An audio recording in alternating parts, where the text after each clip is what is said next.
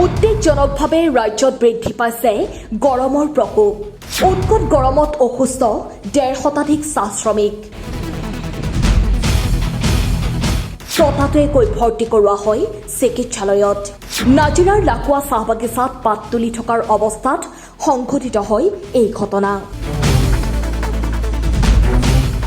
উৎকট গৰমে দহিছে সমগ্ৰ ৰাজ্যবাসীক। উদ্বেগজনকভাৱে ৰাজ্যত বৃদ্ধি পাইছে গৰম।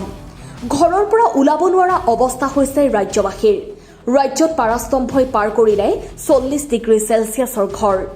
গৰমৰ বাবে প্ৰায় প্ৰতিখন জিলাতে হাহাকাৰ পৰিস্থিতিৰ সৃষ্টি হৈছে। উৎকট গৰমৰ বাবে অভাৱনীয়ভাৱে বৃদ্ধি পাইছে উষ্ণতা। অত্যাধিক গৰমৰ ফলত লাকুৱা চাহ বাগিচাত সোমবাৰে অসুস্থ হৈ পৰে ১৫০ শতাধিক শ্ৰমিক। বাগিচাত কাম কৰি থকা অৱস্থাতেই গৰমৰ প্ৰভাৱত অসুস্থ হৈ প্ৰায় ১৫০ শতাধিক শ্ৰমিকক স্থানীয় বাগিচাৰ চিকিৎসালয়ত ভৰ্তি কৰোৱা হয়।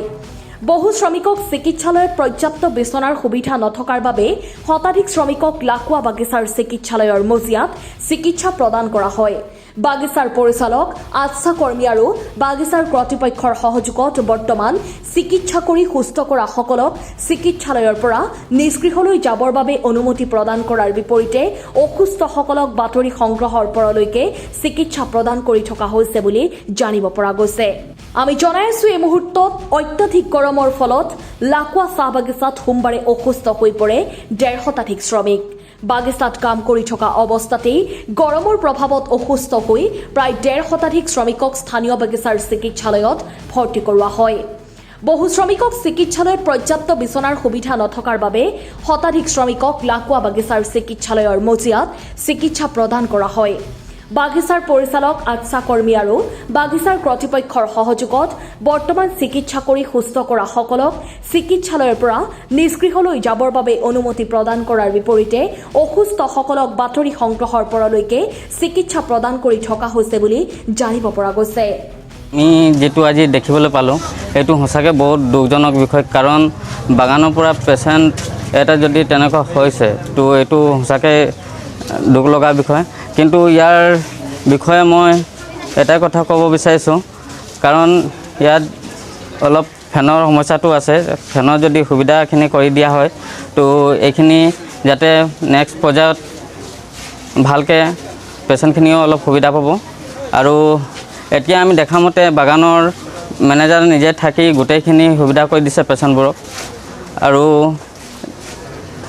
এতিয়া জনামতে আজি এখন আলোচনা হ'ব আমাৰ মেনেজাৰত থাকি পেলাই, আৰু কালিৰ পৰা যদি কামসমূহ অলপ দেৰিকৈ মানে সোনকালে কৰাৰ পাছত টাইমটো অলপ চেঞ্জ কৰাৰো কথা মানে ভবা হৈছে। তো যদি ইয়াতকৈ অধিক কিবা বেছি হ'বলগীয়া হয় তেতিয়াহ'লে কি ব্যৱস্থা গ্ৰহণ কৰাটো বিচৰা? ইয়াতকৈ বেছি যদি হোৱাৰ সম্ভাৱনা থকা হয় যদি তেতিয়াহ'লে কাম আমি মানে মেনেজাৰ মহোদয়ক অনুৰোধ জনাওঁ যাতে কাম ছুটি দিয়ে শ্ৰমিকসকলক। एक्चुअली क्या है कि हम लोग 22 बेड का हॉस्पिटल है, लेकिन ऑल ऑफ सडन 150 पेशेंट आ गया तो उसको अकोमोडेट करने के लिए और हम लोग टेम्परेरी बेड लगाया है। और दूसरा जो फैन का है तो सब पेशेंट के हिसाब से फ़ैन लगा हुआ है, लेकिन फ़ैन इतना पेशेंट आने के चलते कम हो गया तो हम लोग टेम्परेरी फ़ैन का व्यवस्था किया है। सब जगह से कम 10, 12, 15 फ़ैन और लगाया है हम लोग। और